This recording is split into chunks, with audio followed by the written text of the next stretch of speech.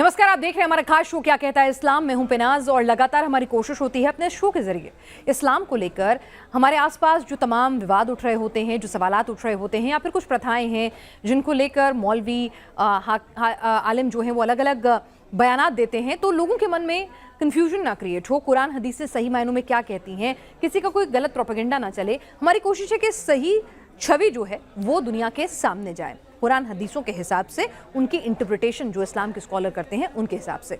और ताज़ा जो मामला है वो जुड़ा हुआ है मदरसों के सर्वे को लेकर, मदरसों के ऊपर उठ रहे सवालों को लेकर, और मदरसों में जिस तरह से बार बार आतंक के कनेक्शन सामने आते हैं, फंडिंग को लेकर सवाल उठते हैं कि भाई फंडिंग कहाँ जाती है, तो आखिर ये मदरसे क्या कुछ छिपाते हैं?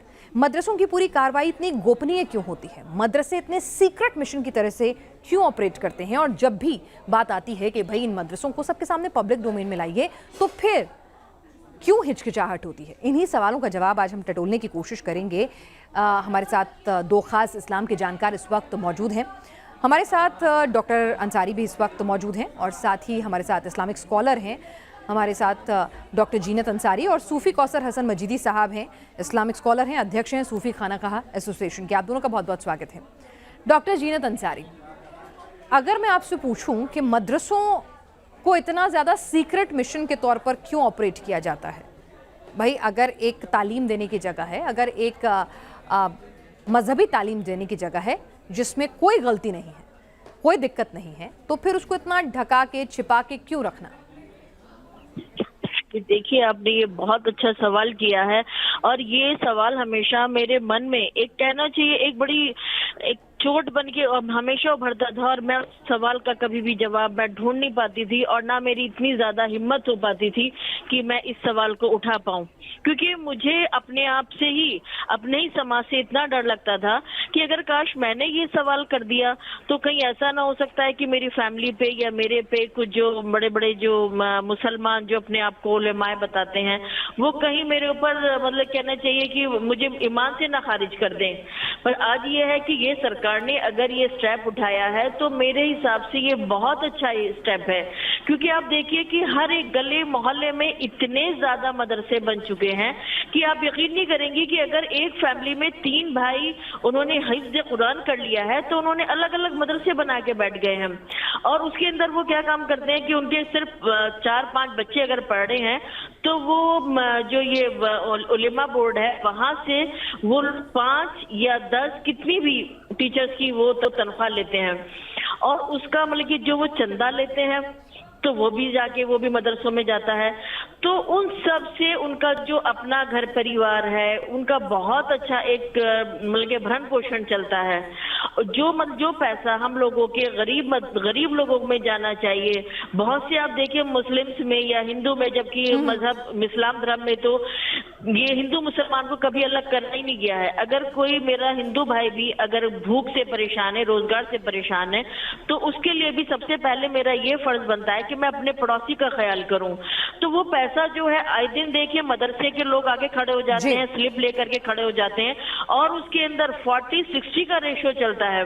जो लेने वाले आते हैं उनके पास जाता है वो 40 या 60% और बाकी का मदरसे में जाता है। तो जो हमारी मेहनत की गाड़ी, जी मैं सूफी साहब से पूछती हूँ। सूफी साहब, अंसारी जी को आपने सुना, डॉक्टर अंसारी को, जीनत अंसारी को, मैं यही सवाल आपके पास भी लेकर आती हूँ। मुझे एक बात बताइए कि भाई क्या कुरान या हदीस में कहीं ऐसा कंपल्शन है कि भाई मदरसे बनाने ही बनाने हैं, मदरसे बनाने ही बनाने हैं, उसमें तालीम लेनी ही लेनी है, उसमें फंडिंग लेनी ही लेनी है? देखिए, शायद नहीं, आप ही के साथ एक शो था हमारा 4-5 दिन पहले जिसमें एक श्रीमान जी के साथ बैठ कर के बात हुई थी, और यही इस्लाम से और कुरान और हदीस से ही इस बातों को सामने लाने की कोशिश की थी कि इस्लाम में मदरसा सेक्ट है या नहीं। बिल्कुल इस्लाम में तालीम के लिए मदरसे का सेक्ट है और इसमें कोई दो राय नहीं, बल्कि होना चाहिए। मदरसा केवल यही नहीं है कि उसमें दीनी तालीम पढ़ाई जाए, उसमें कुरान पढ़ाया जाए, हदीस पढ़ाया जाए, फ़िक़्ह पढ़ाया जाए। मदरसा तो वो है जिसमें सारी तरीके की इल्म पढ़ाया जाए, जैसे कि मदीना तैयबा में हज़रत इमाम जाफ़र सादिक़ अलैहिस्सलातु वस्सलाम यूनिवर्सिटी जब चलाते थे तो 2000 स्टूडेंट को पढ़ाते थे और 400 प्रकार का उसमें शिक्षा दी जाती थी, जिसमें मैथमेटिक्स भी था, अलजेब्रा भी था, ज्योग्राफी भी था, सब कुछ, हिस्ट्री, सब कुछ पढ़ाया जाता था। लेकिन मसला जो सबसे बड़ा है कि इस वक्त जिस तरीके से ये जो चीज़ें सामने आ रही हैं, अभी जैसे जीनत जी ने कहा कि एक घर में 3 लोग हैं, 3 हाफिज़ कुरान हो गए, तो तीनों ने अलग अलग मदरसे खोल दिए। कारण क्या है कि पहले जो लोग मदरसे में पढ़ते थे तो उनको दीनी तालीम के साथ साथ दुनियावी तालीम भी दी जाती थी और वो कोई ना कोई हुनर सीख करके अपना ज़रिया माश तलाश करते थे। अब क्या होता है कि मदरसे में हाफिज़ तैयार हुआ, हाफिज़ ने दूसरे हाफिज़ को तैयार किया, अब वो उसके पास कोई ज्ञान तो है नहीं, वो क्या करेगा, तो वो उसको भी अपनी आजीविका चलानी है, तो वो जाहिर सी बात है जब वो फील्ड में जाता है तो उसको सिर्फ कुरान पढ़ने पढ़ाने के अलावा कुछ समझ में नहीं आता है, तो वो या तो मस्जिद में जाकर के इमामत करने लगता है और मदरसा खोल के बैठ जाता है। अब जो इसमें सबसे महत्वपूर्ण बात है कि इन मदरसों के पीछे एक मकड़ जाल है, वो मकड़ जाल है, उसमें 2 बातें हैं। एक तो एक पूरी विचारधारा, अपनी विचारधारा का प्रभुत्व स्थापित करने के लिए ये सारे कार्यक्रम को चला रही, जिसके बारे में कई बार हमने एक्सपोज किया, और दूसरा ये है कि ये मदरसे जो चलाए जाते हैं ये फितरा, ज़कात और चर्म कुर्बानी, जो कि गरीब मोहताज मुसलमानों का अधिकार होता है, इसको हड़पने के लिए, क्योंकि जो वसूल करके लाता है तो वो 50% मदरसे में देता है, 50% खुद रखता है, कहीं कहीं 40% मदरसे में देता है, 60% रखता है। तो ये एक अच्छी आमदनी का स्रोत है, ये स्रोत खत्म ना हो जाए, इसलिए सर्वे कराने में और कराने में इनको दिक्कत परेशानी है। डॉक्टर अंसारी, ये कहा जाता है कि भाई आप हमारी तालीम की जगह, जो इतनी पाक जगह है, वहाँ पर आके हम अल्पसंख्यकों के अधिकारों का हनन कर रहे हैं। एक मौलाना साहब ने तो ये भी कह दिया कि जब टीम आए तो उन्हें जूते से मारो। एक और पूर्व मंत्री उनकी बात का समर्थन करते नजर आए कि मारो मत, लेकिन कॉपरेट भी मत करो। फंडिंग चाहिए आपको, संरक्षण चाहिए सरकार से, लेकिन जब वो सरकार पूछे कि भाई इतने पैसे का क्या करते हो, मिड डे मील क्यों नहीं देते बच्चों को, खाना क्यों नहीं देते, तब कोई जवाब नहीं है। सबसे बड़ी जो मुस्लिम्स के लिए जो विडंबना है, जो आज हमारे पिछड़ेपन का कारण है, तो उसमें से सिर्फ यही है कि उन्होंने तो ये अपना कह दिया है कि जब सर्वे करने आए जूते से मारो। जूते से कौन मारेगी? आम पब्लिक मारेगी। जेल कौन जाएगा? आम पब्लिक जाएगी। तो सरकार पे भी ये एक चीज, ये सवाल उठते हैं कि सरकार आखिरकार जो ऐसे मौलाना है उन पे जो ऐसे जो अपने स्टेटमेंट जारी कर देते हैं, उन पे कड़ा रुख क्यों नहीं अपनाती है? उनको भी सख्त से सख्त कार्रवाई की जानी चाहिए। उनके, बल्कि जो गरीब आदमी है जो उनके बहकावे में आकर के उनको जूते मारेंगे या कॉपरेट नहीं करेंगे, तो गुनाहगार वो नहीं है जो किसी के दूसरे के बहकावे में आ रहे। सबसे बड़ा गुनाहगार वो है जो उन्हें भड़का रहा है, जो उन्हें, अरे आपको अगर कोई परेशानी नहीं है, आप बिल्कुल फेयर हैं, तो आप सर्वे होने दो। बात है, जितने कम मतदान होंगे उतनी ज्यादा पैसा दूसरे जो एक कहना चाहिए जो सरकार ने, जिनको सरकार ने मान्यता दी है, जिन्हें सरकार ने मान्यता दी है, जब वो सरकार के नियमानुसार चलेंगे तो वहां से डॉक्टर, इंजीनियर, IAS, PCS सब कुछ जाएगी। जैसे कि अभी भी देखिए आप, रिजल्ट आ रहा है, बहुत से इतने ज्यादा लड़का लड़कियां हैं जो मदरसों से निकल रही हैं, वो गवर्नमेंट के बनाए हुए रूल को फॉलो कर रही है। ठीक है, वो हर तरीके से एक बात बताइए चला रही है। जीनत अंसारी जी, मदरसों में हम देखते हैं कि एक तबका वो होता है जो पढ़े लिखे मुसलमानों का होता है, शहरों में रहता है। मैंने नहीं देखा, मेरे आसपास भी बहुत सारे मेरे जानकार हैं कि वो अपने बच्चों को स्कूल की बजाय मदरसा भेज रहे हों या मदरसों की तालीम उनके लिए कंपलसरी कर रहे हों।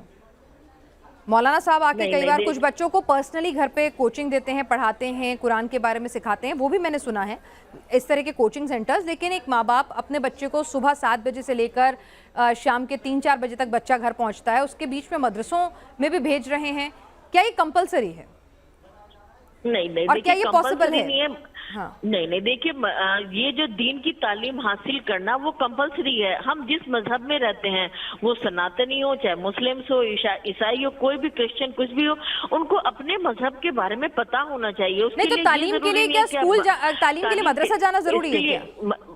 मदरसा जाना कोई जरूरी नहीं है। आप देखिए, मदरसे में जितने बच्चे जाते हैं, आप उनका सर्वे करवा लीजिए। उनको जो मदरसे में जो बैठे हुए मौलाना है, उन्हीं को असल में तो आप उन्हीं को ज्यादातर, वही उनको नॉलेज नहीं है।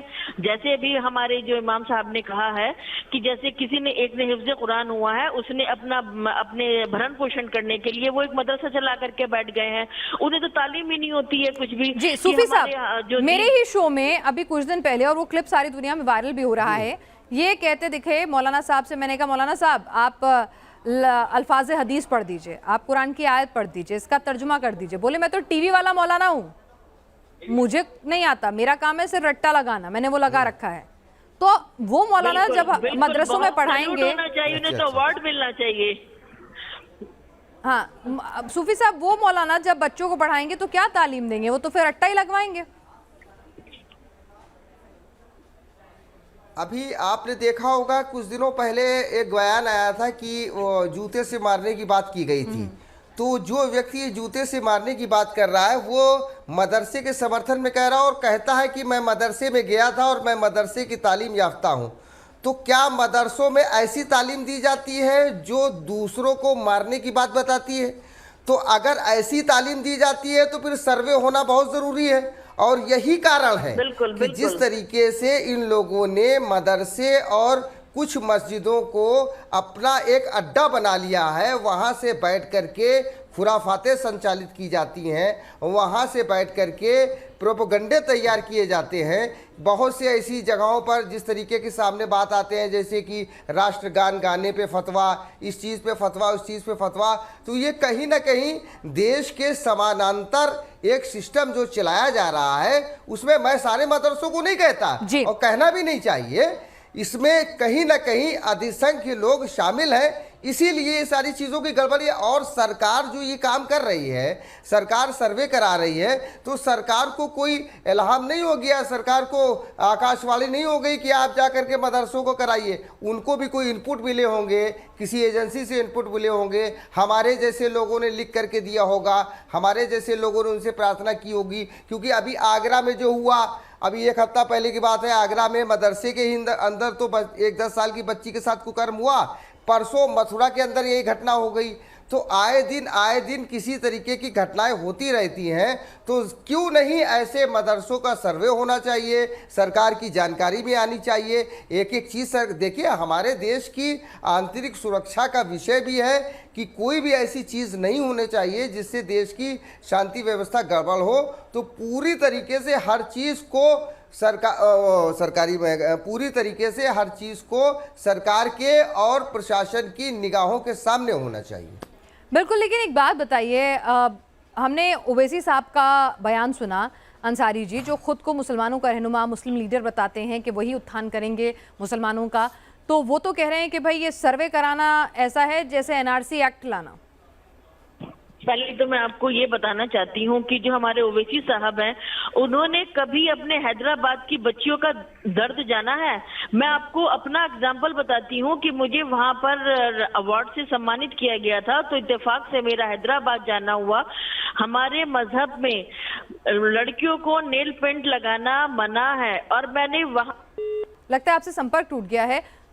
मजीदी साहब, इस बीच आपसे उनकी बात पूरी करूं, उनसे दोबारा हम फ़ोन में लाने की कोशिश करेंगे। आप ज़रा मुझे बताइए कि ओवैसी साहब जिस तरह से कह रहे हैं कि भाई मदरसे यानी सर्वे उनका यानी एनआरसी करना, क्या ओवैसी साहब को नहीं पता मदरसों का आतंकी कनेक्शन सामने आता है, फंडिंग में गड़बड़ी पाई जाती है, मदरसों से कट्टरपंथ निकलता है और जिसकी जांच बार बार चाहे किसी भी सरकार में हो, आपको ये सरकार पसंद नहीं, पिछली सरकार में देख लीजिए, हर तरह से ऐसे मामले सामने आते हैं। तो फिर वो खुले दिल से ये तो इस्लाम की छवि सुधारेगा ना, अगर आप कहेंगे कि आप देख लीजिए मेरे घर में सब कुछ ठीक ठाक है। देखिए, ऐसा है ना कि कुछ लोगों की सियासत ही विरोध पर आधारित होती है, तो वो उसी हिसाब से अपना काम कर रहे हैं। अगर सही गलत का उनको इतना वो होता तो इससे पहले ये आवाज़ जो आज काम हुकूमत कर रही है, ये आवाज़ उनको पहले उठाना चाहिए।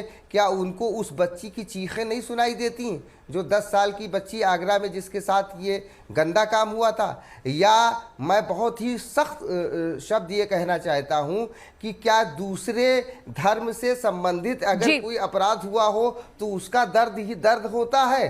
अगर आपके धर्म के किसी व्यक्ति ने किसी को पीड़ा पहुँचा दी, आपके धर्म के व्यक्ति को, तो क्या उसका दर्द दर्द नहीं है? श्रीमान ओवैसी जी को उस बच्ची के दर्द का एहसास नहीं है जो 10 साल की बच्ची के साथ इस तरीके की घटना की गई और मस्जिद में पढ़ाने वाले, मदरसे में पढ़ाने वाले उस मौलाना ने की। जी, तो यहाँ पर मदरसों का क्या, एक तरह से वजीदी साहब ये कहें कि मदरसे जो हैं इस वक्त मौजूदा जो हालात है, ठीक है, दीन की शिक्षा देनी चाहिए, बिल्कुल देनी चाहिए। हर शख्स को अपने दीन के बारे में जानना समझना बिल्कुल ज़रूरी है।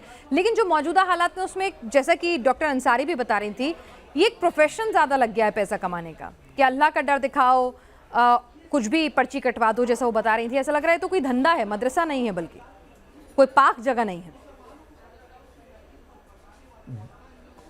बिल्कुल बिल्कुल, ये पूरा धंधा बना लिया गया है। पहले की तरह जो है सिस्टम नहीं रहा। पहले मदरसे होते थे। आपको पिनाज जी शायद जान करके हैरानी होगी, मैं एक दिन भी मदरसे में पढ़ने के लिए नहीं गया, लेकिन इस्लाम की जो बेसिक मालूमात है मुझे सारी जानकारी है। मेरी माताजी ने मुझे इस्लाम की सारी शिक्षा दी। मेरे माताजी जिस परिवार से आती हैं वो पैगंबर साहब का परिवार है। उन्होंने मुझे दीन की, दुनिया की, समाज की, नैतिकता की सारी शिक्षा दी। तो ज़रूरी नहीं है कि मदरसा जाकर के शिक्षा प्राप्त की जाए। हाँ, ये होता है कि मदरसा एक मकतब हो गया कि यहाँ पे कुछ 10, 20, 50 एज ए कोचिंग सेंटर उसको माना जा सकता है। तो जिस तरीके से कोचिंग सेंटर सरकार के निगाह में है, तो क्या कोचिंग सेंटर ही हमने मान लिया? कह रहे हैं कि उन्होंने कहा कि वो अपनी उनकी सेल्फ फंडिंग है और उनका अपना मामला है। तो कोचिंग सेंटर की भी तो अपनी सेल्फ फंडिंग होती है। उसके संबंध में भी बाकायदा कानून बना हुआ है, कोचिंग अधिनियम बना हुआ है। तो मदरसों को भी उसी दायरे में मान करके उसका सर्वे क्यों नहीं किया जा सकता है? और उसके सर्वे कराने में देखिए बहुत से ऐसे मदरसे हैं जिनमें सर्वे हो रहा है। हमारे एक पदाधिकारी हैं गाजियाबाद लोनी में, प्रेमनगर में मदरसा चलाते हैं। उन्होंने खुले दिल से स्वागत किया और कहा कि बिल्कुल सर्वे कीजिए आकर के, हमारी किताबें देखिए, हमारा तरीका देखिए। तो जिसके अंदर ऐब है उसी को परेशानी है, और जिसके अंदर ऐब नहीं है उसको कोई परेशानी नहीं। अंसारी जी, आप अपनी बात क्या कह रही थी, आप पूरी कीजिए। जीनत जी, आपकी बात पूरी नहीं हुई। मैं आप बताना चाह रही थी कि मुझे अवार्ड के लिए इत्तेफाक से ये हैदराबाद जाना पड़ा। जब मैं शाम को मार्केट में निकली तो मैंने वहां पे अपनी बच्चियों को बुरखे में देखा। तो चलो बहुत अच्छी बात है, पर उन्होंने नेल पेंट, जो कि हमारे मजहब में मना किया गया है उसको नेल पेंट लगाने को, जिसको लगाने से वजू नहीं होती है, मैंने उन बच्चियों के हाथ पे वो देखा। तो मैं ओवैसी साहब से पूछना चाहती हूँ कि उन बच्चियों के दिल में क्या इतना ज्यादा उन्होंने खौफ या दर्द भर रखा है कि जो वो उनकी अपनी जो पर्सनल लाइफ है वो खुल के नहीं जी सकती है। उनको अगर मान लो उनको सिर्फ जो बुरखा है, वो मुझे ऐसा लगता है कि उनके ऊपर वो एक जबरदस्ती थोप दिया गया है। अंसारी जी, और मजहब, जीनत जी, मतलब इस्लाम में क्या नेल पेंट लगाने की इजाजत नहीं है?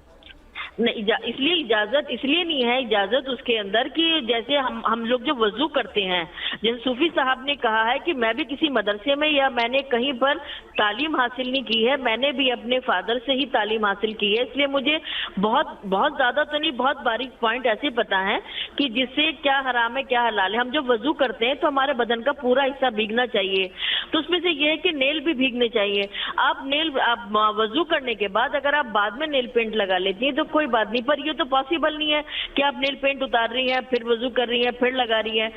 तो जो लड़कियों ने वहां पर नेल पेंट लगा रखा है, जो मना है, और लड़कियां वो लगा रही है, पर उन्होंने बुर्का भी पहन रखा है। आप मेरी देखिए, दो मीनिंग वाली बात मुझे समझ नहीं आई कि सब लड़कियों ने बुर्का ओढ़ रखा है, जबकि बुर्का हमारे मजहब में नहीं है। हमारे मजहब में सिर ढकना, रिदा यानी कि चादर ओढ़ना है, हमारे अपने सतर को ढकना है।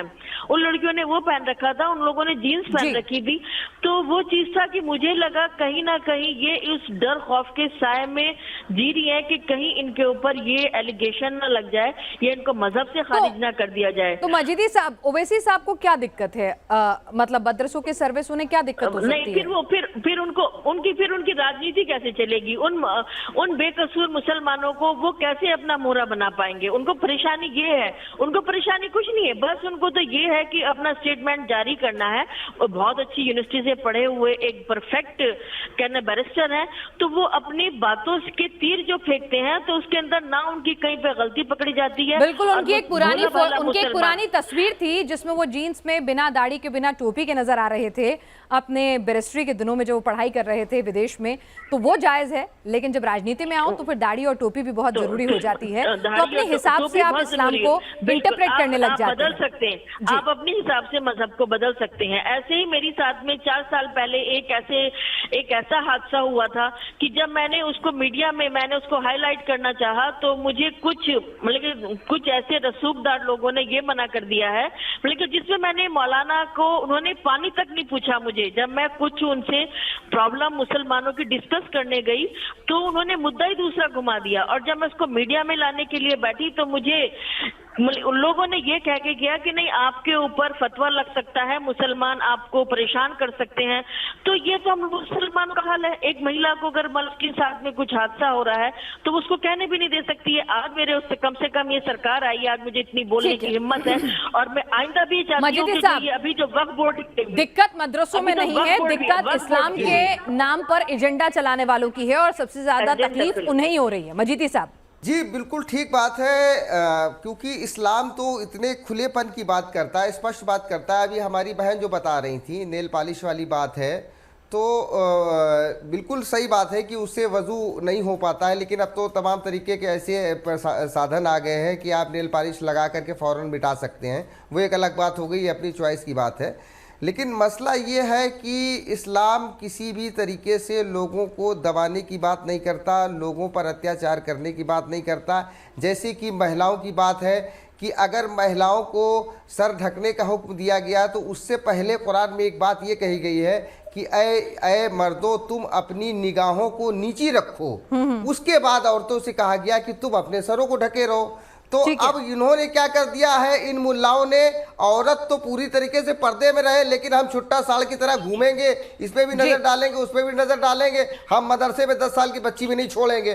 तो ये इनका सो कॉल्ड इस्लाम है। दिस इज नॉट रियल इस्लाम। ये चलिए, तो जिसका मनाया जैसे मनाया उसने अपने वक्त और वक्त के मुताबिक अपनी जरूरतों के मुताबिक इस्लाम की इंटरप्रिटेशन कर दी है, और कभी वो दाढ़ी टोपी वाले मुसलमान हो जाते हैं, कभी जीन्स पैंट वाले हो जाते हैं वक्त के हिसाब से। तो बहरहाल आप दोनों यहाँ पर आए और आप दोनों ने खुले दिल से कहा कि भाई मदरसों में दीनी तालीम अगर दी जा रही है तो कोई दिक्कत नहीं होनी चाहिए, खुले दिल से उसका स्वागत करना चाहिए, ताकि दुनिया को भी अगर संशय है, कोई डाउट है तो वो दूर हो, बनस्पत इस पर कोई एजेंडा चलाकर अपने राजनीतिक रोटी से। क्या आप दोनों इस चर्चा में शामिल हुए, आपका बहुत बहुत शुक्रिया।